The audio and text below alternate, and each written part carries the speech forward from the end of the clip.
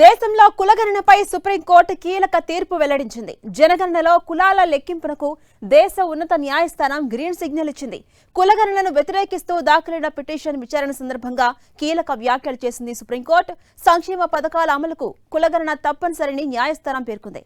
వెనుకబడ్డ కులాల జనాభా తేలిస్తేనే సమగ్ర అభివృద్ధి సాధ్యమని సుప్రీంకోర్టు అభిప్రాయపడింది. ఈ నేపథ్యంలో కులగణనను వ్యతిరేకిస్తూ దాఖలైన పిటిషన్ను కొట్టివేసింది కోర్టు. ఇక విచారణ సందర్భంగా జస్టిస్ సూర్యకాంత్ నేతృత్వంలోని ధర్మాసనం కీలక వ్యాఖ్యలు చేసింది. కులగణన అనేది పూర్తిగా ప్రభుత్వ విధానపరమైన నిర్ణయమని, ఇటువంటి పరిపాలనాపరమైన వ్యవహారాల్లో న్యాయస్థానాల జోక్యం ఎంత మాత్రం ఉండబోదని స్పష్టం చేసింది. సమాజంలో వెనుకబడ్డ జనాభా వివరాలు, వారి సామాజిక స్థితిగతులు ఖచ్చితంగా తెలిసినప్పుడు మాత్రమే నిజమైన అభివృద్ధి సాధ్యమవుతుందని ధర్మాసనం అభిప్రాయం వ్యక్తం చేసింది. అర్హులైన ప్రతి ఒక్కరికి సంక్షేమ పథకాలు సక్రమంగా అందాలన్నా, వాటిని సమర్థవంతంగా అమలుకైనా కులగణన అనేది ఎంతగానో ఉపయోగపడుతుందని, ఇది నేటి పరిస్థితుల్లో తప్పనిసరిని న్యాయమూర్తి పేర్కొన్నారు. ఇక సుప్రీంకోర్టు ఇచ్చిన ఈ కీలక తీర్పుతో దేశవ్యాప్తంగా కులగణన ప్రక్రియను ముందుకు తీసుకెళ్లేందుకు ప్రభుత్వాలకున్న చట్టపరమైన అడ్డంకులన్నీ తొలగిపోయినట్లయింది.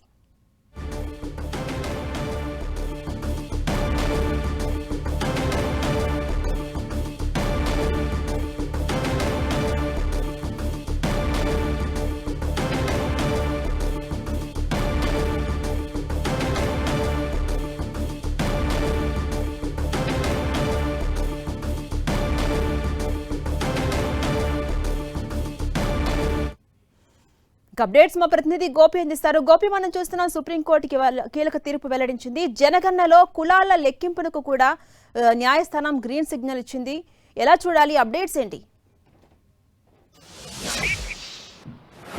ఝాన్సీరాణి, జనగణనలో కులగణన చేపట్టాలని కేంద్రం తీసుకున్న నిర్ణయానికి సంబంధించి ఏదైతే ఏజెన్సీలకు ఈ కులగణనను అప్పజెప్తూ నిర్ణయం తీసుకున్న ప్రభుత్వానికి వ్యతిరేకంగా దాఖలైన పిటిషన్ పైన ఈరోజు సుప్రీంకోర్టులో సుదీర్ఘ విచారణ జరిగింది. ముఖ్యంగా ఏజెన్సీస్ ఈ యొక్క డేటానంతా కూడా నిరుపయోగంగా, అంటే ఇతర వాటికి ఆ డేటాను ఉపయోగించే అవకాశాలు ఉన్నాయన్న పిటిషనర్ తరఫున వాదనలు కూడా సుప్రీంకోర్టు వినడం జరిగింది. అయితే దేశంలో నిజమైన వెనుకబడిన తరగతులు ఎంతమంది ఉన్నారన్న దాన్ని ప్రభుత్వం తెలుసుకునే వెసులుబాటు ఉంటుంది కాబట్టి అది కులగణన జనగణనలో జరగాల్సిందే అంటూ కూడా సుప్రీంకోర్టు తన అభిప్రాయాన్ని తెలియజేయడం జరిగింది. ముఖ్యంగా దీంట్లో చూస్తే కనుక మనకు ఈ కులగణనకు సంబంధించిన అంశంలో ఏదైతే విధానపరమైన విషయము దీంట్లో ఉన్న నేపథ్యం కావచ్చు, లేదా కేంద్రం తీసుకొస్తున్న ఏదైతే ఎస్సీ ఎస్టీ బీసీలకు సంబంధించిన జనగణనలో కులగణనకు సంబంధించిన అంశం పైన ఈ పిటిషన్ పైన సుదీర్ఘ విచారణలు కూడా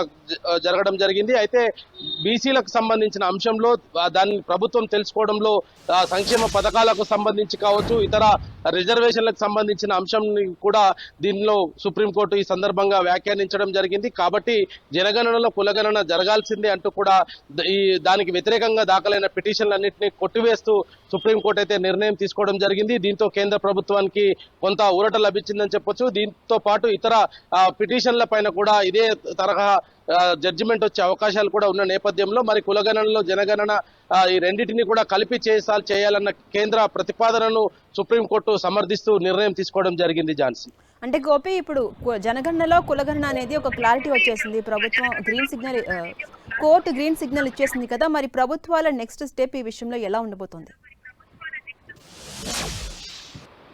అయితే ఇప్పటికే ఈ కులగణనకు సంబంధించి జనగణన ఇప్పటికే అన్ని రాష్ట్రాల్లో కూడా ప్రారంభమైన నేపథ్యంలో వీటన్నిటిపైన కూడా సుప్రీంకోర్టు కొన్ని వాదనలు కూడా వినడం జరిగింది. అయితే జనగణన 2011 తర్వాత ఇప్పటి వరకు కూడా జరగలేదు. 2021లో అప్పటి కోవిడ్ నేపథ్యంలో అప్పుడు జనగణన చేయడం సాధ్యపడలేదు. కాబట్టి ఇప్పుడు 2026లో ఈ జనగణన పూర్తి స్థాయిలో చేస్తే భారతదేశ జనాభాతో పాటు ఇతర కులాలకు సంబంధించిన అంశము ఇటువంటి అంశాలన్నీ కూడా దీంట్లో ముడిపడి ఉన్న నేపథ్యంలో ముఖ్యంగా జనగణనకు సంబంధించి 2011 తర్వాత ఇప్పటి వరకు కూడా జనగణన జరగని నేపథ్యం ఉంది.